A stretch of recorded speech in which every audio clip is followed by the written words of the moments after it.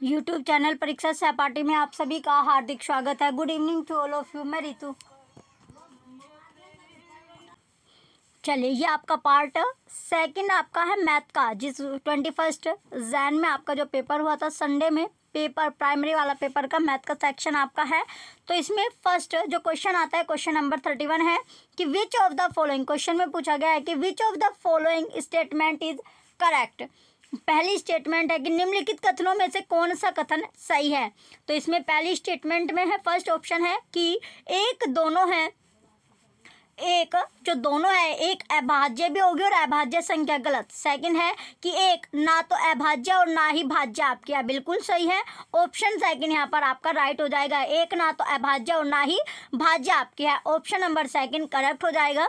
Next question आता है, question number second, question number 32 है कि 2 से ही 2/3 समकोणों में डिग्रियों की संख्या इसमें आपसे पूछी गई है। समकोणों में जो समकोण यानी जो राइट एंगल्स आपका, ये क्वेश्चन हम जब हम प्रीवियस ईयर के जो क्वेश्चन अपने करे यानी मैथ की जब हमने प्रैक्टिस की थी क्वेश्चन की, तो वहाँ पर ये क्वेश्चन आपका बार बार आपका आया था, जिसमें जो दो सही यानी समकोणों जो कोण होता है, दो समकोण आपका यानी समकोण कितने का 90 का आपका होता है। यहाँ पर दो समकोणों में डिग्रियों की संख्या आपसे पूछी गई है, तो ये हो जाएगा 2 सही 2/3 यानी दो कोण 2 × 90 90 गुना 2/3 गुना 90 आपका हो जाएगा।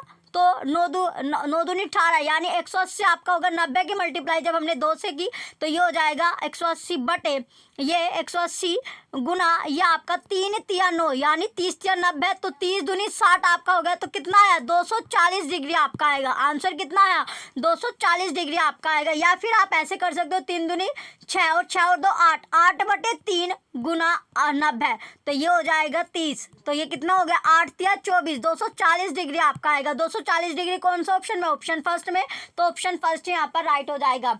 अब आता है नेक्स्ट क्वेश्चन है, क्वेश्चन नंबर 33 कि एक डैश सदैव समबहुभुज होता है। तो कौन समबहुभुज आपका होता है। ऑप्शन फर्स्ट पंचभुज रॉन्ग, ऑप्शन सेकंड वृत्त रॉन्ग, ऑप्शन थर्ड है समद्विभाजु त्रिभुज, ये भी गलत है। ऑप्शन फोर्थ है वर्ग राइट, यानी जो वर्ग होता है वो यानी स्क्वायर होता है, वर्ग इसका बिल्कुल सही आंसर आपका है। ऑप्शन फोर्थ यहाँ पर करेक्ट हो जाएगा।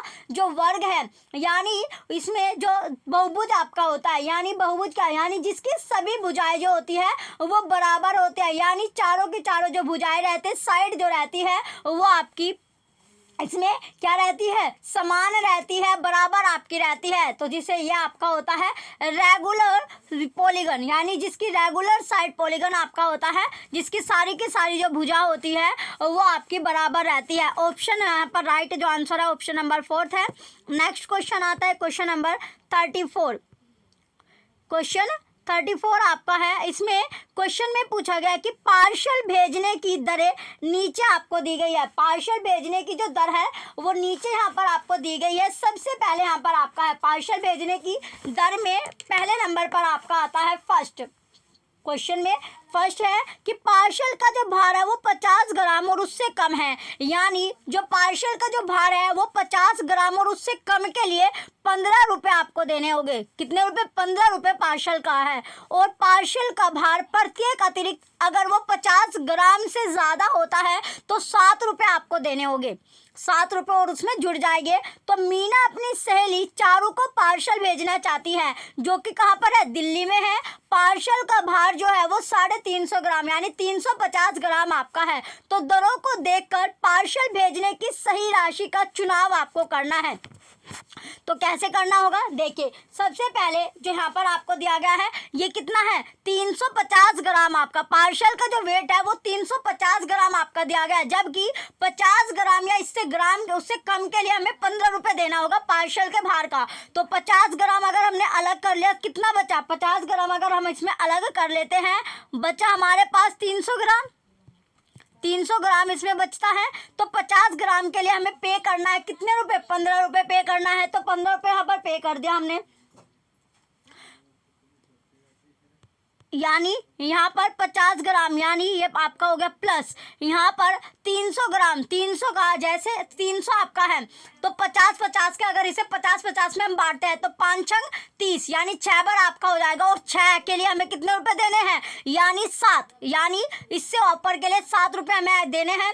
तो यहाँ पर 500 ग्राम के लिए कितने, यानी 50 ग्राम के लिए कितने रुपए थे, 50 ग्राम के लिए 15 रुपये थे। और ये हो जाएगा 7 छंग 42, 7 छंग कितना हो जाएगा 42, और 42 और 15 कितना होता है, 5 और 2 7, और 4 और 1 5, 57 रुपये आपका होगा। तो कितने रुपए हमें पे करने होंगे, 57 रुपये हमें पे करने होंगे। 57 कौन से ऑप्शन में, ऑप्शन नंबर सेकंड में, तो ऑप्शन सेकंड ही यहाँ पर करेक्ट हो जाएगा। अब आता है नेक्स्ट क्वेश्चन, आपका क्वेश्चन नंबर 35 है कि गणित के शिक्षण में विभिन्न प्रकार के तरीकों के लिए निम्नलिखित में से कौन सा सत्य नहीं है। तो कौन सी स्टेटमेंट यहाँ पर सत्य नहीं होगी। ऑप्शन फर्स्ट है कि इस तरह के विकल्प प्रस्तुत करने से बच्चों को उस उपागम का अन्वेषण करने और उपयोग करने का अवसर मिलता है जो उनके लिए सबसे स्वाभाविक और आसान हो। रॉन्ग। सेकंड ऑप्शन है कि यह स्कूली गणित को एक ही सही उत्तर होने की परंपरा से मुक्त करने के लिए महत्वपूर्ण है।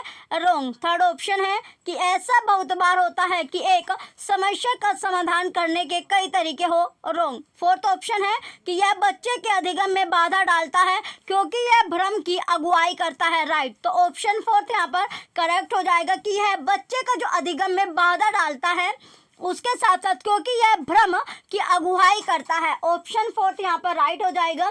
नेक्स्ट क्वेश्चन आता है, क्वेश्चन नंबर 36 है कि राष्ट्रीय पाठ्यचर्या रूपरेखा 2005 के अनुसार एक प्राथमिक गणित कक्षा में निम्नलिखित में से कौन सी प्रक्रियाएं सबसे कम रूप से प्रासंगिक है। कैसी है, प्रासंगिक जो है, तो कौन सी प्रासंगिक होगी। ऑप्शन फर्स्ट है दृश्यीकरण।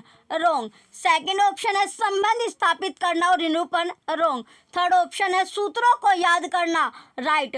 ऑप्शन फोर्थ पैटर्न प्रतिमानों का उपयोग करना। गलत। तो यहाँ पर आपसे पूछा गया जो प्रक्रिया सबसे कम रूप से प्रासंगिक है तो वो है सूत्रों को याद करना, जो फॉर्मूले होते हैं उनको याद करना, रटना। तो ऑप्शन नंबर थर्ड यहाँ पर आपका सही होगा। ऑप्शन थर्ड करेक्ट हो जाएगा। नेक्स्ट क्वेश्चन आता है, क्वेश्चन नंबर 37। अब है क्वेश्चन नंबर 37 कि गणित शिक्षण में संज्ञानात्मक संघर्ष के विचार के लिए निम्नलिखित में से कौन सा या से कथन सबसे उपयुक्त है। तो कौन सी स्टेटमेंट होगी। पहली स्टेटमेंट है कि संज्ञानात्मक संघर्ष के प्रति बच्चों को सुगम्य बनाने के शिक्षक के विचारपूर्ण प्रयासों से उनकी गणितीय समझ को बढ़ावा मिल सकता है। बिल्कुल सही है। सेकंड है बी, यह बच्चों में गणितीय समझ को बढ़ावा देने के लिए प्रभावी नहीं है। रॉन्ग। थर्ड आपका आता है सी ऑप्शन, किसी स्टेटमेंट की संज्ञानात्मक संघर्ष से बचना चाहिए क्योंकि इससे बच्चे भ्रमित हो जाते हैं। ये भी आपका गलत है। तो ये केवल ये स्टेटमेंट इसमें सही होगी। ऑप्शन फर्स्ट यहाँ पर करेक्ट होगा, पहली स्टेटमेंट सही है। नेक्स्ट क्वेश्चन आता है, क्वेश्चन नंबर 38 कि निम्नलिखित में से कौन सा कथन सबसे अधिक उपयुक्त है। फर्स्ट स्टेटमेंट है कि शिक्षण अधिगम सामग्री का उपयोग गणित की कक्षा में विद्यार्थियों के अभ्यास का समय व्यय कर देता है। रॉन्ग। सेकंड ऑप्शन है कि विद्यार्थी गणित की कक्षा में पहेलियों में आनंद नहीं लेते। ये भी गलत है, लेते हैं। तीसरा है कि गणित की लैब जरूरी है, जो गणित की जो लैब होती है वो जरूरी है क्योंकि यह क्रियाशील गतिविधि का अवसर प्रदान करते हैं, यानी करके सीखना। क्रियाशील क्या, यानी किसी कार्य को करके सीखना। तो ये आपका बिल्कुल सही हो जाएगा। ऑप्शन थर्ड यहाँ पर आपका राइट है। नेक्स्ट क्वेश्चन आता है, क्वेश्चन नंबर 39 कि यामिना के पास, जो यामिना है उसके पास एक पासा है जो 10 बार उछाला और उसे निम्नलिखित परिणाम प्राप्त हुए। तो कैसे परिणाम, जैसे ये संख्या आपको दिया गया 5 3 6 6 1 4 5 3 2, तो इसमें निम्नलिखित जो संख्या उसमें उसे अधिकतम बार कौन सी संख्या प्राप्त हुई। तो सबसे ज्यादा बार आप देख रहे होंगे जो यहाँ पर देखिए, यहाँ पर जो 3 है वो 3 बार ही आपका है और 6 2 बार है। तो सबसे ज्यादा बार क्या आ रहा है, 3 आपका आ रहा है। तो 3 ही इसका उत्तर होगा। कितना इजी क्वेश्चन आपका है। तो ऑप्शन फोर्थ यहाँ पर आपका राइट हो जाएगा, यानी 3 जो है इसका राइट आंसर आ गया। नेक्स्ट क्वेश्चन आता है, क्वेश्चन नंबर 40 है कि निम्नलिखित में से कौन सा स्कूली गणित में इबारती सवालों के लिए सही है। तो इबारती जो सवाल होते हैं उनके लिए जो सही होगा वो कौन सा है। ऑप्शन फर्स्ट है कि भारतीय सवाल कुछ केवल माध्यमिक कक्षाओं में महत्वपूर्ण होते हैं, रॉन्ग। सेकंड ऑप्शन है कि भारतीय सवाल गणित में कार्यवर्धिक ज्ञान पर अधिक केंद्रित होते हैं, ये भी गलत है। सी है कि भारतीय थर्ड स्टेटमेंट भारतीय सवाल उन अभ्यासों को संदर्भित करते हैं जहां बच्चा परिस्थिति को एक ऐसा औपचारिक रूप देता है जिसमें गणितीय तकनीकी को लागू किया जा सकता है। तो ये बिल्कुल सही है, ऑप्शन थर्ड यहाँ पर आपका राइट हो जाएगा। नेक्स्ट क्वेश्चन आता है, क्वेश्चन नंबर 41 है कि 254 प्राप्त करने के लिए 99 0 9 90 99 और 9009 के योग में से क्या घटाना होगा। तो यहाँ पर क्या घटाना होगा इसमें पूछा गया है। तो सबसे पहले क्या करना है हमें, इसमें जो ये तीनों आपका है इन्हें जोड़ देना है। तो इसमें पहले हम इसे जोड़ेंगे, तो इसमें से जब हम इसको जोड़ेंगे तो यहाँ पर जब हमने ये लिया अपना क्या है, इसमें जो क्वेश्चन में 41 में 99 09 प्लस ये आपका 90 है, 99 आपका है, फिर है 9009। तो जब हम इसे जोड़ेंगे यानी इनको जोड़ना है, तो जोड़ने के बाद ही हमारा 9 9 18 27 9 9 18 और 9 27 आपका हो जाएगा, 27 आपका हो गया। फिर 9 और 2 11 आपका हो जाएगा, 2 यहाँ पर कैरी था तो 11 होगा। अब एक कैरी आपका है तो 9 और 1 10 आपका हो जाएगा। फिर आता है 9 18 और 9 27, 27 और 1 28 यानी एक कैरी था तो 28 आपका हो जाएगा। 28 0 17 आपका आया। इसमें से आपको प्राप्त करने के लिए माइनस क्या करना है, 254 या आपको जो 28 0 17 आपका आया है इसमें से माइनस आपको कर देना है जो आपको दिया गया है 254 को जब हम इसमें से माइनस करेंगे तो 7 में से 4 गया, 3 आपका बचता है, यहाँ पर बचा 11 में से जब हम 5 घटाएंगे तो कितना आएगा, 6 आपका आएगा। यहाँ बच गया 9 में से हम जब 4 घटाएंगे तो 5, यहाँ पर अब ये आपका 9 में से 4 गया, 5 आपका बचा, यहाँ पर बचा 7 में से 5 गया 2 आपका, तो कितना बचा, ये आपका बचता है 25 63। क्या आएगा, 25 63 आपका आएगा। और 25 63 कौन से ऑप्शन में आपको देखना है, तो ऑप्शन नंबर सेकंड में, ऑप्शन सेकंड ही यहाँ पर करेक्ट हो जाएगा। कितना इजी क्वेश्चन आपका था, तीनों को जोड़ना था, फिर इसमें से आपको माइनस कर देना था, जो आंसर आएगा वही आपका आंसर था। तो ऑप्शन सेकंड यहाँ पर करेक्ट हो गया। नेक्स्ट क्वेश्चन आता है क्वेश्चन नंबर 42।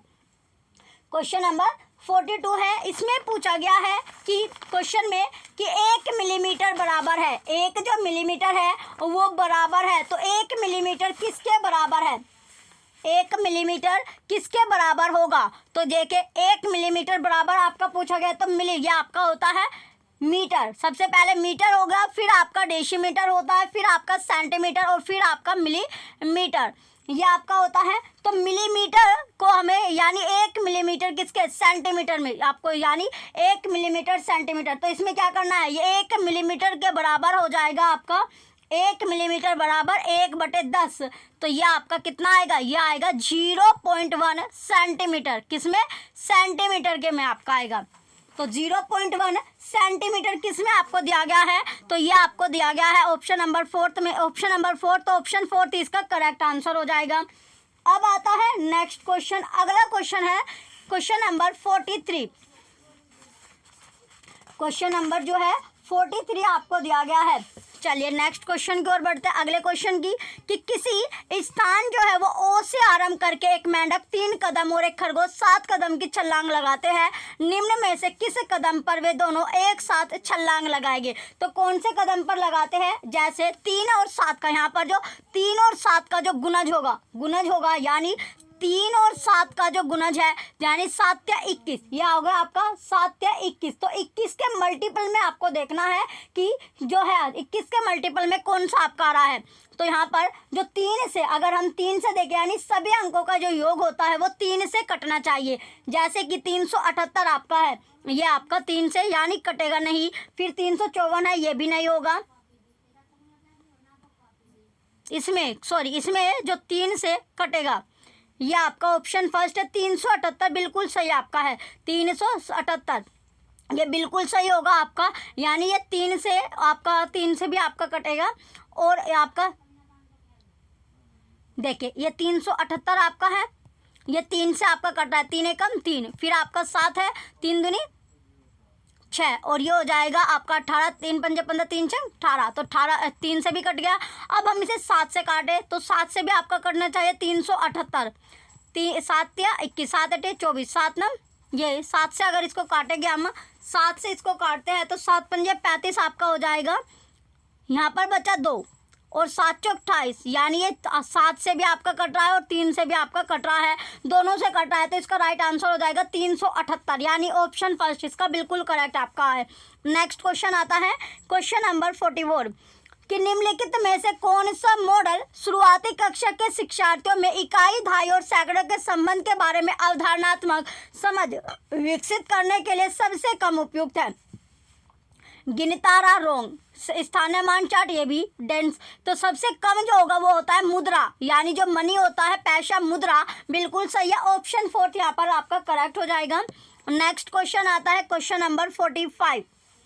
क्वेश्चन नंबर क्या है आपका 45 क्वेश्चन आता है जिसमें पूछा गया है कि 7 सही 1/2, क्वेश्चन नंबर 45 में है कि 7 सही 1/2 किलोग्राम नमक से 1/12 किलोग्राम नमक के कितने पैकेट बनाए जा सकते हैं? तो कितने पैकेट देखें यहाँ पर 7 दूनी 14, यह आपका है 7 दूनी 14 और 1 15, 15/2, 15/2 आपका हो जाएगा। और नमक से कितने 1/12 आपका है, कितने 1/12, तो ये आपका हो जाएगा, इससे भाग हमें करना 1/12 से, तो इसमें ये बीच बीच की जो है इसमें आपस में आपके मल्टीप्लाई होगी और ऊपर और नीचे वाले के आपस में, तो ये हो जाएगा 15 गुना,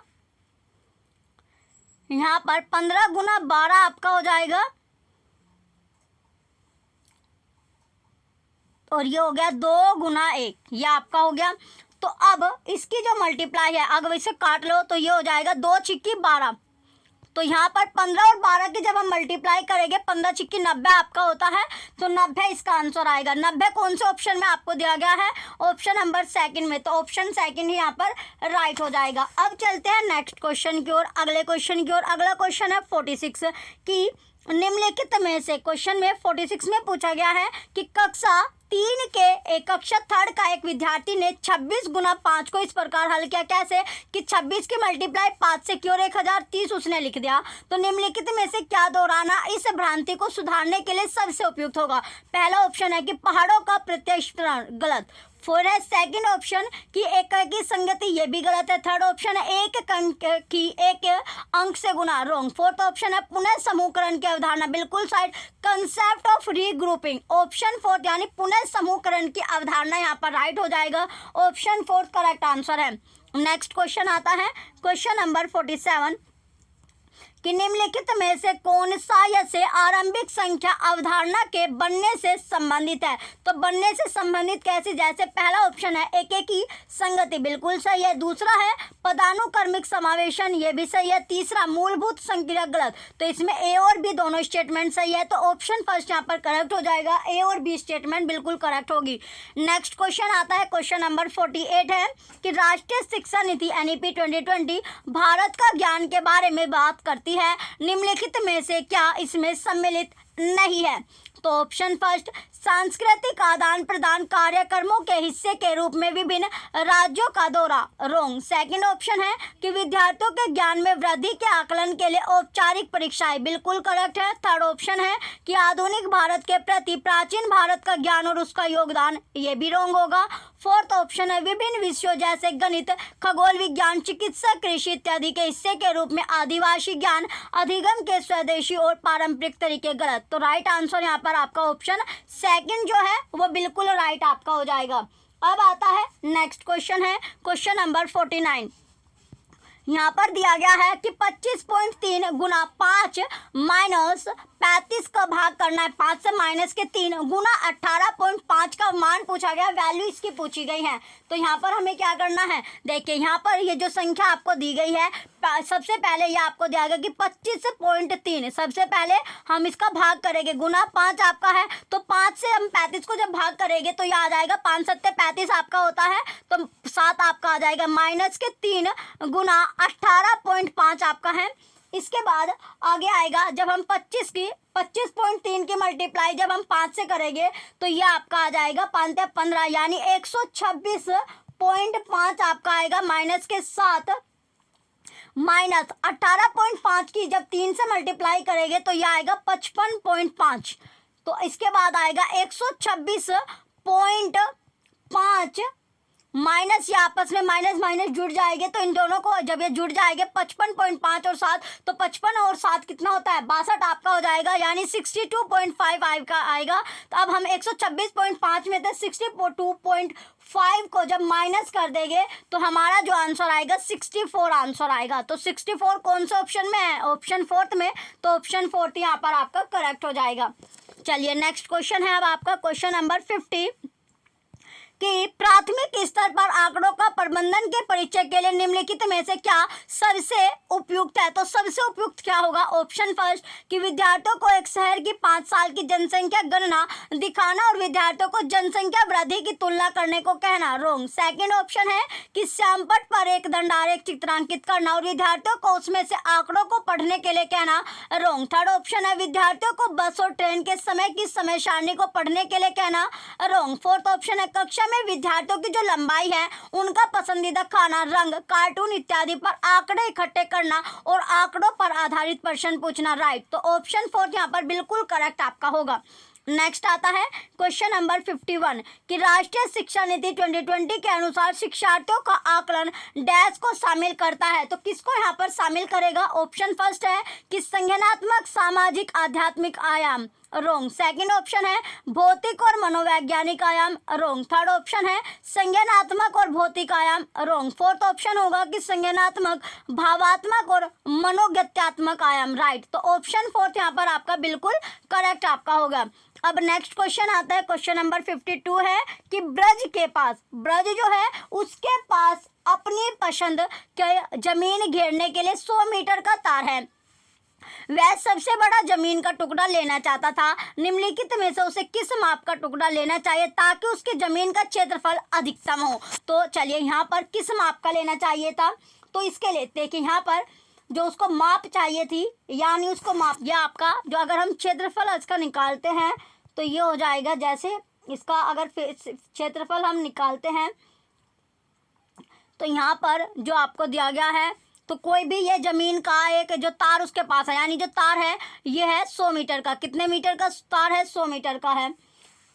तो अगर ये 100 मीटर का तार होता है तो जैसे इसमें सबसे लंबा इसमें पूछा गया है, तो सबसे ऑप्शन के अकॉर्डिंग अगर यहाँ पर 25 की मल्टीप्लाई अगर हम 25 में करते हैं तो ये होता है 625 आपका आ जाएगा।